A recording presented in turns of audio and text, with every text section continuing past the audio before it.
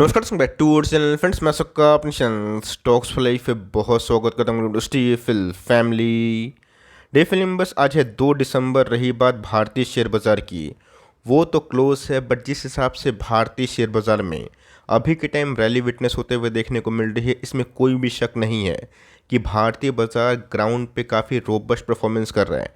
और ऐसा इसलिए हो रहा है बिकॉज भारतीय बाज़ार में इन्फ्लेशन काफ़ी कूल ऑफ हुआ है, और साथ ही साथ ग्रोथ भी दोस्तों हमें बहुत ही हाई विटनेस होते हुए देखने को मिल रही है। मतलब स्पेंडिंग पावर जो बीच में 2021 के बाद और 22 की शुरुआत से एंड हुआ था या थोड़ा बहुत फीका हुआ था, उसमें फिर से हमें एक अच्छी खासी ग्रोथ की संभावना दिखाई पड़ सकती है। तो हाई डिलीवरी कंपनीज इस पर ज़रूर फोकस करें, बिकॉज उन सब से हमें ये समझ में आता है कि कौन से प्राइस में बड़ा एकुमुलेशन, मतलब कौन से प्राइस में ज़्यादा माल बड़े पार्टीज द्वारा उठाए जाते हुए देखने को मिल रहे हैं। तो फटाफट चलिए इस बेहतरीन वीडियो को स्टार्ट करते हैं। चैनल फर्स्ट टाइम होंगे सब्सक्राइब कर सकते हैं इस तरह की क्वालिटी कंटेंट को सबसे पहले एक्सेस करने के लिए। Now without delaying any for time, let's begin. Guys आज है 2 दिसंबर, लेकिन दोस्तों हाई डिलीवरीज कंपनी मैं आपको क्यों दिखाता हूँ, इसके पहले मैंने बहुत सारी कंपनीज जिसमें रेगुलर बेसिस पे हाई एकुमुलेशन हो रही थी, जिसमें सोलर इंडस्ट्रीज थी, ट्यूब इन्वेस्टमेंट थे और बहुत सारी कंपनीज थी।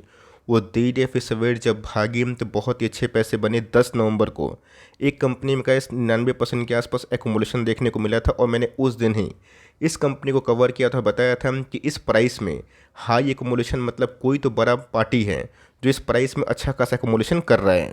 210 नवंबर के बाद अगर आप देखें तो ये कंपनी 500 से चढ़ के अभी के टाइम 1 साल हाई पे ट्रेड कर रही है। ऑल दो लाइफ टाइम हाई से गैस काफ़ी डिस्काउंटेड, अभी भी ये शेयर मिल रहा है। लेकिन एक चीज़ फोकस करिए कि लो इन्फ्लेशन हाई ग्रोथ ये कंजम्पशन को बूस्ट करता है, परचेसिंग पावर को इन्हेंस करता है, और उसके बाद जहाँ पे गैस हाई डिलीवरीज थी उसमें अभी के टाइम अच्छी खासी उछाल देखने को मिल रही है, जहाँ पे सीधा स्टॉक 500 से अभी के टाइम 565 पे ट्रेड कर रहे हैं। बोलेंगे वेट सर ये तो पुरानी न्यूज़ थी, कुछ नई न्यूज़ बताइए। तो जी हाँ दोस्तों, कल के दिन इस कंपनी में फिर से 1 साल हाई पे भी अच्छी खासी एकुमुलेशन देखने को मिल रही है, जहाँ पे कल के दिन 5,42,000 शेयर्स ट्रेड हुए। उसके अगेंस्ट में अगर आप देखें तो 5,15,000 शेयर्स को डीमेट में वापस ले जाया गया है। और ऑफकोर्स 94.91%, मतलब अप्रॉक्स अगर आप देखें तो 95% के आसपास एक दमदार एकुमुलेशन दिखाई दे रही है। स्टॉक के भाव की बात की जाए मैंने दिखा दिया, लेकिन स्टॉक की कंपनी के नाम की बात की जाए, स्टॉक का नाम की बात की जाए, जुबलियंट फूडवर्क। तो जी हाँ दोस्तों, इस कंपनी में बहुत लोग मुझे पता है कि निवेश करके बैठे हैं, लेकिन यस ये गाइस भारतीय बाजार का गुड साइकिल है, जहाँ पे जल्दीबाजी में कोई शेयर को बेचने से बचें। और कोई कंपनी अगर 1 साल हाई पे आ रही है, उसके पीछे की वजह को जस्टिफाई करने की कोशिश करें तो पिछले 6 महीना में गैस इस कंपनी ने ऑफकोर्स उतने बड़े वेल्थ क्रिएट नहीं किए, लेकिन यस नेगेटिव से सीधा पॉजिटिव में आना और 6 महीना 1 साल के हाई पे ट्रेड करना ये एक बड़ी बात कहलाई जा सकती है। मैं इसलिए बोल रहा हूँ बिकॉज 1 साल के परफॉर्मेंस की बात की जाए, भले ही 6 महीने में कंपनी थोड़ा बहुत बाउंस बैक की है, बट 1 साल में अभी भी 3% के आसपास पैसे बनते हुए देखने को मिले। मैंने गैस इसके पहले बिलो 500 इस कंपनी को बहुत बार कवर किया था, बताया था कि पैनिक मत करिए, इस क्वार्टर के नंबर्स भले ही डाउन है बट उम्मीद से अच्छे हैं। और नंबर्स के बाद कंपनी गिरी थी, मुझे अच्छे से याद है।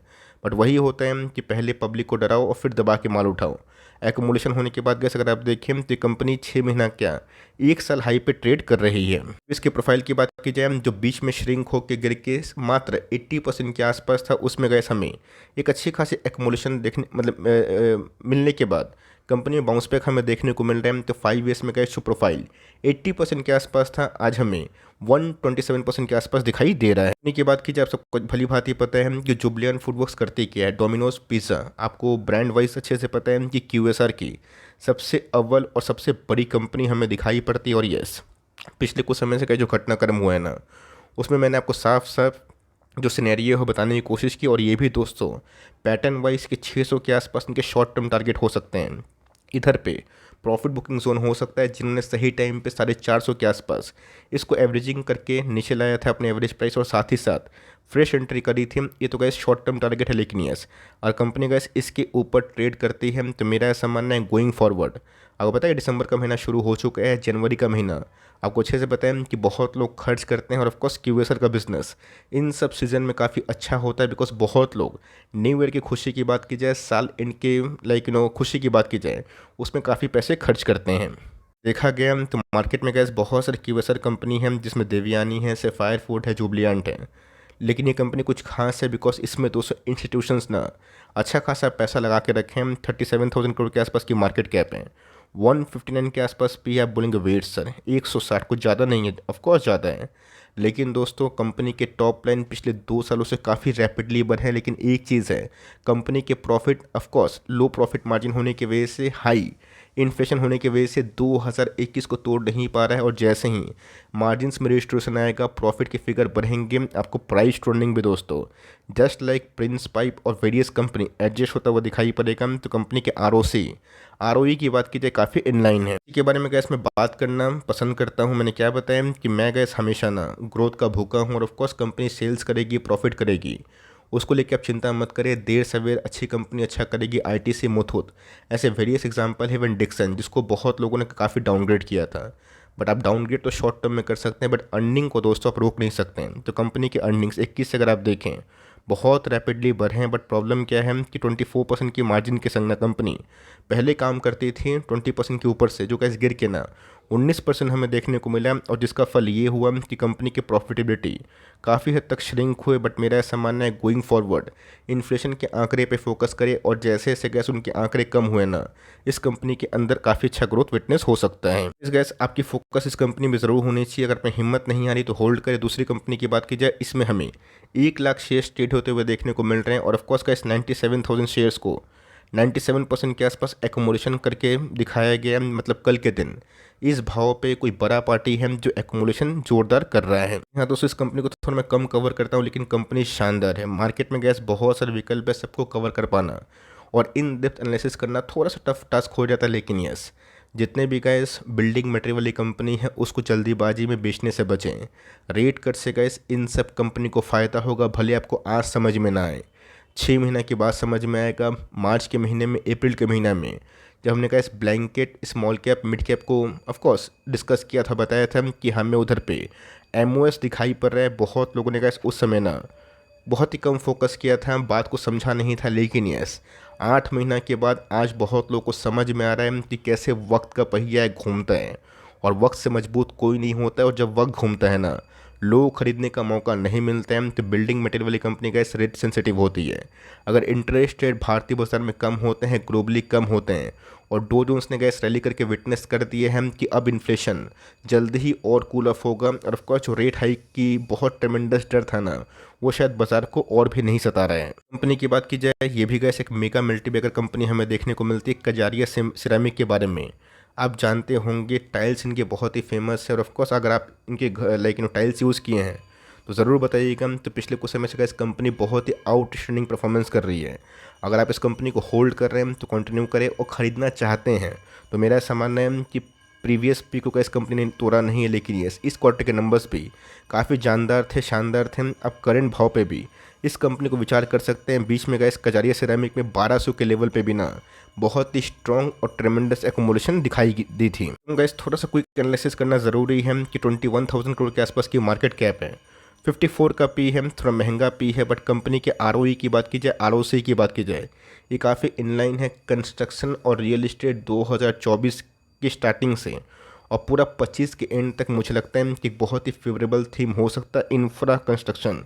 इसको अगर आप फोकस कर रहे हैं तो अच्छी बात है। बहुत लोग इंफ्रा और कंस्ट्रक्शन पे इसलिए निवेश नहीं करते हैं बिकॉज उनके साइकिल्स प्लस माइनस होते हैं और ऑफकोर्स उनका ऊपर एक बहुत बड़ा डेट का इशू होता है जो बहुत लोग प्रेफर नहीं करते। लेकिन यस, भले ही आप इंफ्रा और कंस्ट्रक्शन से भागिए, लेकिन उसमें का जो सामान यूज़ होते हैं बिल्डिंग मटेरियल, जिसमें paint, adhesive, pipe, PVC, faucets और वेरियस लाइक सिरेमिक वाली कंपनी होती है, टाइल्स वाली, मार्बल्स वाली, सीमेंट वाली, उन सब को फोकस करें बिकॉज उन सब के कैश फ्लो इंफ्रा से काफ़ी मजबूत होते हैं। और उन सब में गैस मेरा ऐसा मानना है ना, स्लोली स्टेडली काफ़ी पैसे बनते हैं। बात कजारिया सिरेमिक की, तो जी हाँ दोस्तों, पिछले कुछ समय से कंपनी के जो रोबस्ट ग्रोथ है वो हमें दिखाई पड़ रहे हैं। रेट हाइक सेंसिटिव स्टॉक होने के बावजूद भी इन सब कंपनी के टॉप लाइन बहुत ही उम्दा और ऑपरेटिंग मार्जिन डबल रेट में, ये काफ़ी अच्छी बात है। तो ऑफकोर्स गैस पिछले कुछ समय से कंपनी ने सही में ग्राउंड पे काफ़ी मजबूती से काम किया है। कंपनी की बात की जाए, इसमें भी गैस कल के दिन 85,000 शेयर्स ट्रेड होते हुए देखने को मिल रहे हैं और 68,000 शेयर्स को डीमेट में वापस ले जाता हुआ देखने को मिल रहे हैं।